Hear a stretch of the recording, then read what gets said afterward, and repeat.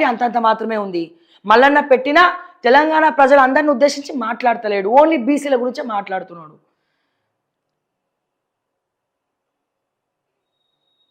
మళ్ళీ ఈ పార్టీ అయినా ముందుకు తీసుకెళ్తారా లేకపోతే అట్లనే ఆపుతారా అనేది కన్ఫ్యూజన్ డైలామాలో ఉన్నారు చాలామంది.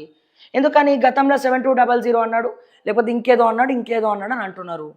నిజంగా యావత్ తెలంగాణ ప్రజానికం కోసం మల్లన్న నిలబడితే స్ట్రాంగ్గా మొండితనంతో ఏం లెక్క చేయకుండా పోతే, పైసల కోసం పార్టీ పెడితే మాత్రం ఏం చేయలేము.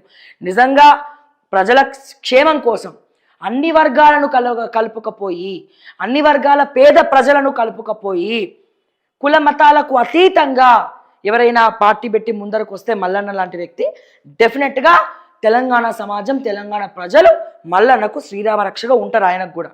కానీ ఒకటే నినాదం పెట్టుకొని ముందరికెళ్ళి పదే పదే మిగతా వాళ్ళు ఎవరు మనుషులు కాదని చెప్పి మాట్లాడితే, అహంకార వ్యాఖ్యలు చేస్తే చాలా కష్టము ముందు. సో డెఫినెట్గా మంచి కోసం కృషి చేస్తే మేమందరం కూడా తోడుంటాము, ఇది మాత్రం చెప్పగలుగుతాం. సో ఇంకా వేరే ఆప్షన్ ఏముంది? ఇప్పుడు బీజేపీ మాట్లాడితే బీజేపీ వైపు చూస్తారు, బీఆర్ఎస్ని వీళ్ళందరూ కలిసి బీఆర్ఎస్ని మళ్ళా జాకీలు పెట్టి లేపుతా ఉన్నారు. సో అందుకే రాక పెద్ద ఆయన వస్తే కూడా అందరు ఆతృతగా ఏం మాట్లాడతాడు కేసీఆర్? రేవంత్ రెడ్డిని ఒక్క మాట అంటాడా? రేవంత్ రెడ్డి పేరన్న తీసుకుంటాడా కేసీఆర్ అని చెప్పి చాలా మంది